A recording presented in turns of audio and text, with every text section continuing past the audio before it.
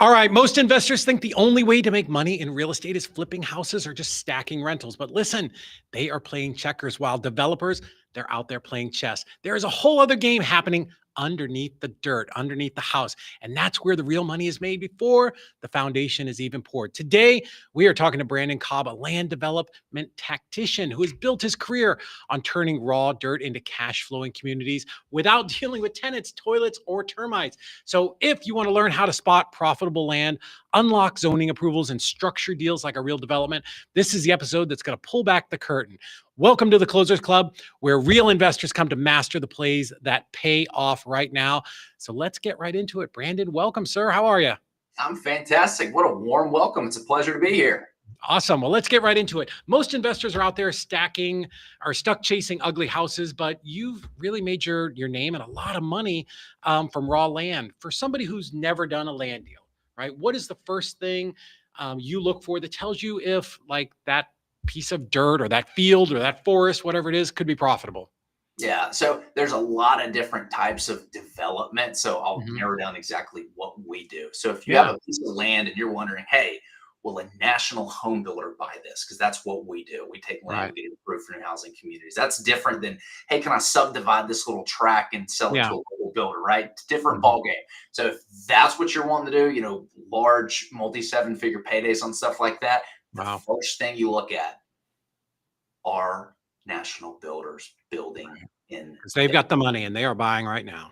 number one. That's the number Mhm. one thing you need. And then the second is, does this property have sewer access? And you can do that by going to the local utilities department and Okay. asking for a sewer map to see where the sewer runs, to see if you can tap Okay. into it. The sewer is what creates the density.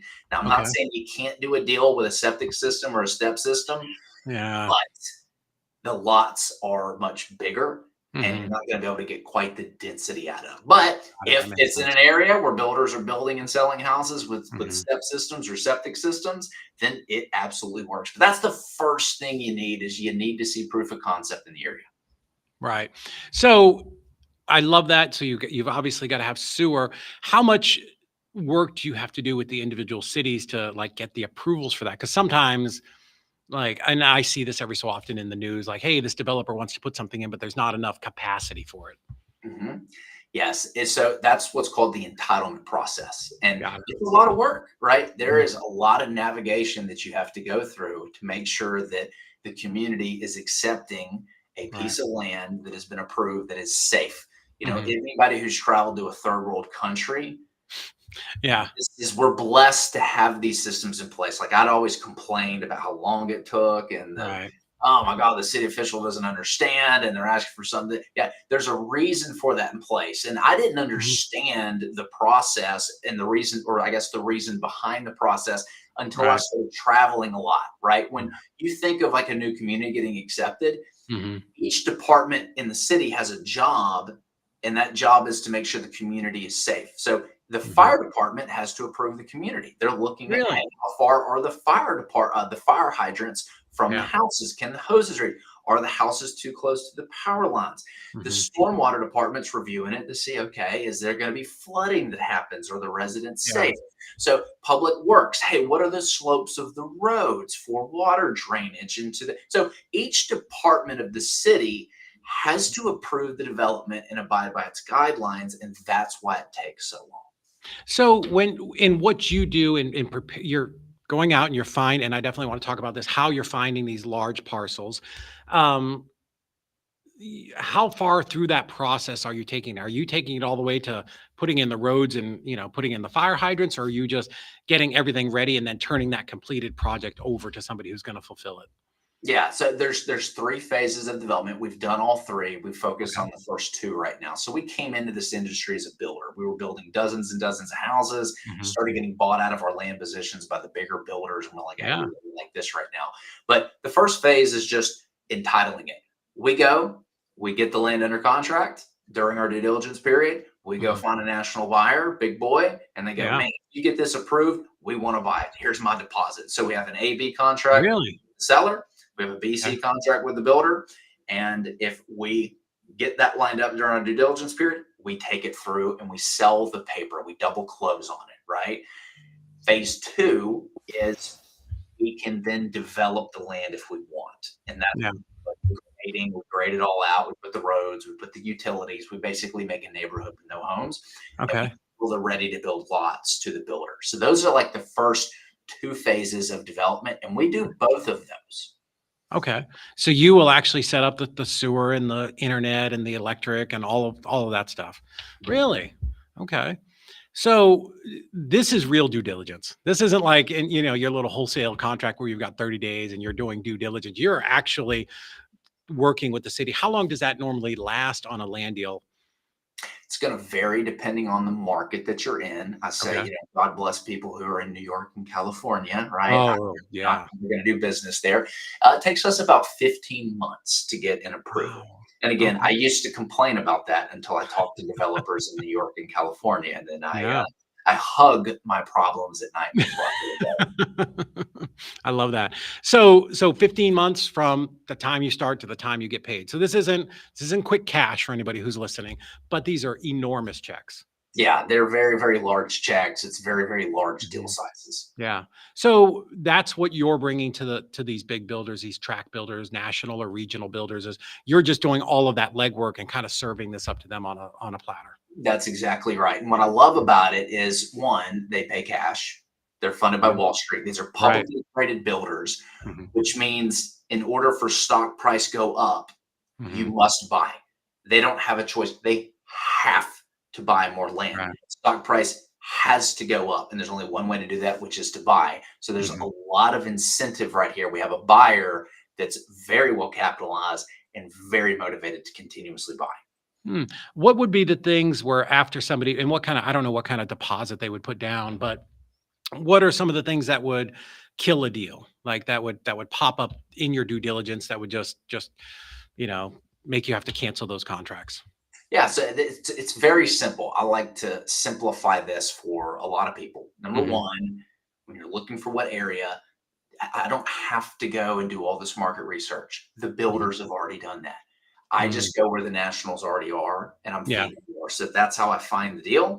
Mhm. Then once we put the land under contract, we then create a concept plan. You can literally Okay. draw this on a sheet of paper if you want, but there's engineers and people you can pay to create the concept plan for what's Mhm. going to go. We take that concept plan to the city. We go meet with the planning directors and the council Mhm. people, and we're just asking for feedback. Hey, how would this be received? Is this something that the citizens in the community will like? Mhm. What Yeah. are some things developers that have done creative women? If they say, yeah, we really like that, and they don't say, hey, there's a moratorium, we need to upgrade our sewer system, there's not Yeah. enough water or some problem. Well, at that point, the deal's dead. But if they say, Right. yeah, we like this, we're not having any issues, we'd love to see this, we Mhm. take that concept plan to our list of buyers, Got it. we get a contract from them, and that is what tells us to move forward. So you're spending a little bit of money, but you've got some kind of rendering, something, right? Before you're asking them for some money. What kind of deposits do you normally get on these? 10% of the purchase price is pretty normal. Ooh. On Ooh. entitlements, up to 20%. Mhm. So you can get a significant deposit. Again, it's Wall Street's money, Right. right? It's a significant amount of money. Mhm. On our horizontal development, what I really like that's unique to that specific niche is they are usually giving a 10-20% deposit of the purchase Mhm. released to us to actually do the development. Well, that was what I was gonna ask you is, do you have access to any of that deposit, or does it just Yes. sit in escrow? And that's significantly, and we can use that as Mm. collateral to banks because when the banks that do these types of loans or the lenders that do these types of loans, we can actually use that as equity. So I'm Mm. getting free equity that doesn't Yeah, cost me any money yeah.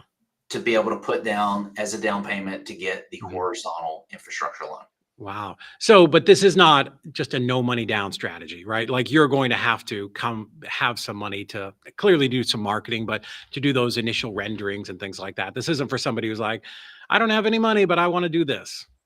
Right. Yeah. This is for sophisticated investors that have had a Yeah. level of success that are wanting to do larger development deals. Now, Mhm. how much money do you need? It just varies on your deal sizes, Right.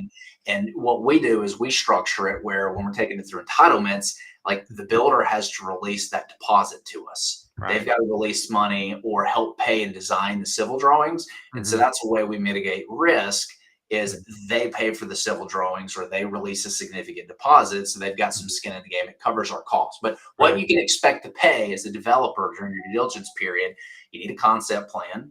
Right. If you're going to submit for preliminary plat, you need a preliminary plat to submit, which means some light engineering that needs to be done. This is where you introduce a civil engineer, and then Mhm. they might make you do like a traffic study, and that's going to cost you, $6,000-7,000 potentially. Okay. And the size of the development matters too. You can get started doing like a 20-unit development Mhm. and not have near the amount of cost that it would be for like a 200 home development. That's Right. pretty affordable, what I would say. Mhm. Here's the thing though, and this is why we focus on the bigger deals. It's the same approval process for a 20-unit Yeah. community as it is a 100-home community. Mhm. You might as well go after the bigger deals. Yeah, 100%. I mean, and your seven-figure paydays, that's absolutely amazing. So when somebody's out looking for these types of areas, are you looking for stuff that's like a old farmland that's already cleared, or is it like forest and you're gonna have to clear all these types of trees? Like, what's the I mean, what are you really searching for? I don't want to say what's ideal because clearly something with no trees would be ideal, right? I don't know. Let's say you found an area where there's development, right? Yeah. You got Ryan Homes, Lennars in the area. Mhm. You're like, boom, perfect. You ever pulled up a parcel map before where you Mhm. got all the little puzzle Yep. pieces that are fitting together? We look for the large puzzle pieces that are around all the small puzzle pieces. Mhm. That's it. It's Really? literally that simple. Yes. Now, there's a couple things you got to keep in mind. It has to be around something. And again, if you're in an area that already has development, this box is usually checked, but usually within 15 minutes of an interstate is what you'll Yeah. find that nationals want to be. There's got to be access within, 10, 15 minutes of a Kroger or a Walmart Sure. or something, Sure. right? There's got to be a coffee shop. There's got to be something going on. And again, Right. the box gets checked because they wouldn't be building there to begin with if they didn't have Mhm. this. Makes sense. But that's literally it. We're looking for like the main arteries, the Mhm. large, literally the large puzzle pieces that are next to Mhm. all the small puzzle pieces. And I would imagine you could pull up Ryan Holmes, Lennar, America's for whoever, and they've got maps of where their communities are, and you can sort of throw a dart and try to figure out at least the right area to start. Yeah, yeah. You just go to their local website and there'll be a map of all their communities. Nice. So when somebody's starting this, like what are the even if you've got a little bit of money to start, what are the biggest risks that somebody could run into? Yeah, the biggest risk so there's a few things that we see a lot of people Mhm. make as a mistake. The number one mistake is spending money or buying the land before the approvals. That is your Mhm. golden rule. Do not buy the land before you get the Mhm. approvals in place. But Brandon, Yeah. how do I convince the seller to go into contract for a year and a half and get it? Yeah. Because we're offering them multiples more than what their land is currently worth. When I come Mm. to somebody with a compelling value proposition, it's like, Mhm. hey, your land is worth this. I'm going to pay you twice what it's worth. Are you interested in how I can do that? Yeah. How? Really? This is how, but I need the approval in place first. And so you're going to go under contract with me, Mr. Mhm. Seller, for 15 months, Yeah. and we're going to get it approved. Once it's approved, your land's worth more, and I can pay you more. Does that make sense? Great. And I'm going Mhm. to invite you to all of the hearings so you can see that this is actually happening and you're on the Right. docket. So that's how we do that. Interesting. So, wow. And you can do this in any market? Does it need to be your home market? Can you do it virtually? Like where can you do this? Yeah, I recommend starting out in your backyard, and there's Mhm. probably a national home builder in your backyard, unless you just live out in the middle of nowhere. But you can No. definitely do it virtually. You just have to have the right partner, and Mhm. like there's civil engineering teams that will turnkey do everything for you. So Oh, not only really? will they design the community, Uh-huh. but they'll present it to the Mhm. planning department. They'll walk it through. They're with you anyway on all those hearings because they Right. have to answer the questions about the community. That civil engineering has to stamp the plans and Mhm. risk their license to say, hey, what I've designed is safe. Yeah. So they have skin in the game, and you can pay them to just take the whole thing through. So you don't necessarily have to be in the market. You can Mhm. do things virtually. Yeah. Also, there are consultants that used to work for the city Yeah. and they realize that they can make more money just Oh, consulting to the so much. developers. And so they come to the developer side and you pay them Yeah. a consulting fee and they've already got the relationships and they know the process and they know Mhm. how it works and they'll actually walk and represent your development for you and walk Oh, it through. So, again, costs some money to do this, Right. but you don't have to necessarily do it. But I recommend anybody starting it go through the process Sure. yourself and learn, because it's a great learning experience, and you can outsource it later on if you want. I love that. And does outsourcing it and bringing those people in, does it just make it go faster or is it Yeah. just smoother? Well, it's more expensive, right? You got to think about Mhm. that because Yeah. they're doing it for you, as Mhm. opposed to you doing it. But it can 100% make it faster because Mm. you're dealing with someone with the relationships, right? Mhm. Your civil engineer has to show up either way. So I'd Yeah. argue that they're not going to make it any faster, them showing up and doing it. And it might even be a little bit slower with a civil engineer doing it because they're not going to have the same level of uh, wanting to get it done Right. as you are, right? Mhm. The stepping in and pushing things through. But an expediter that's coming in with relationships already Mhm. that knows everybody, yes, 100%. And we've used those before, and they're Mhm. worth their weight in gold. Wow. So I know you've talked to and you guys help people walk through this process. But as you're talking to people that want to get into this, what are some of the biggest like just misconceptions or things that they have wrong about land? Like what are the common things that people just are just completely wrong about? The biggest limiting beliefs that we see, especially in our coaching program with this stuff, Mhm. is people see these large developments and they automatically think, oh, I just can't do that. Yeah. They just think, "Oh, that's just way too much. I'll never be able to do that." And the funny Mhm. thing is, this business is a whole lot easier than flipping houses, Yeah. because it was so saturated in the house flipping business. That's how we started 10 years ago. Then we Right. started building houses and then wanted to scale our new construction and started Yeah. going after land. So there's a lot less competition after the big deals. But yes, Mhm. it is sophisticated. It is difficult getting approvals in place. Yes, you do need some liquidity on the side. Mhm. So that's the biggest thing. People just see a large development and think, oh, I'll never be able to do that. Right. What about people who say, they're just the market's oversaturated and nobody's building houses and, nobody would want this. I'd just be wasting my time. Well, that's why during your due diligence period, you're taking it Yeah. to the city and you're lining Yeah. your buyer up before you go Mhm. and waste your time. I Like love I that. said, our buyers have to buy. It is Right. a publicly traded company. They Right. have to buy in order to grow. So there's a lot of motivation there. Now, Sure. they've scaled back over the last year and a half. I'm not going to lie, Yeah. but they're still buying, just Right. not quite as much. And we're Yeah. talking about housing, right? The need for housing is not going to go away. And a lot of what we do No. is We're affordable housing. yeah. So not Section 8 or government housing, but that Mhm. first time homebuyer housing product. Yeah. That's what we're creating. That's who we're serving. Mm. And there's just a huge supply and demand imbalance right now. There is. I think we're like what 4 million units short in the United States. Like we're so short. And every time we have these slowdowns, people do not stop having kids. Yeah. They're still doing boy girl things and having popping out kids at the same rate. So yeah, these people need a place to live.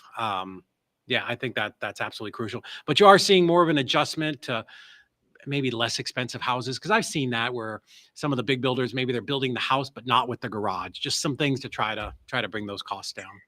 Smaller houses, people scaling back on Mhm. the amenities, how Mhm. what's going in the houses. Mhm. Yeah, everyone's trying to create affordability. So Yeah. that is the number one thing that is needed, I think, right now in Mhm. the housing market is affordability. Mhm. And I think it's no surprise. I was looking at a chart. Anyone wants to see something very interesting here, go Google a chart that is like long-term uh, purchase versus rent, Mm. average purchase or average mortgage versus average rent. And so Mhm. there's two lines called like the average rent, and there's a Right. line called the average mortgage. And right now, it's never been greater. That gap between what it costs to own a home versus what it costs to rent, Mhm. it's so much more affordable to rent right now. It is. It is. I was actually talking to someone that works for me earlier today, and her rent is 1,800, and if she refine or it's a rent to own type thing, and it'll be $2,500. It's better for her to stay there. Are you so when you're dealing with these and national home builders, and I'm sure you're connected with a lot of them, do you know which ones are looking for those types of developments? So when you're doing your initial renderings, maybe we're not putting in the pool and the clubhouse and that type of stuff, or do you know, who likes smaller lots, who wants the quarter acre lots, that type of stuff, and then you Yeah, can kind of develop it they've for all them. got the same buy box, and Really? they all want to be in the same area. I mean, Mm, it's they have the same exact business model. Literally, I mean, Really? literally, it's the same business model. Now you might have some luxury builders like Toll Brothers or someone like Yeah. that, but Yeah. most of them, D.R. Horton, Mhm. Lennar, Yeah. they want entry level housing, and it's the same box that they're all It building. is. It's sticks and drywall. It's all the same. They throw a little bit of crown molding in there, some fancy baseboard, but they're all basically the same. Brandon, this is amazing. I know this sounds complicated, but I think if you have the right coach or mentor, or at least if you're in the right group, this can be a very doable thing. How quickly, if somebody, let's say, somebody's working with you, how quickly can they kind of get out of the starting gate and get these deals started? We literally don't spend any money on marketing. Yeah. We hand build all of our lists. We Hmm. call people.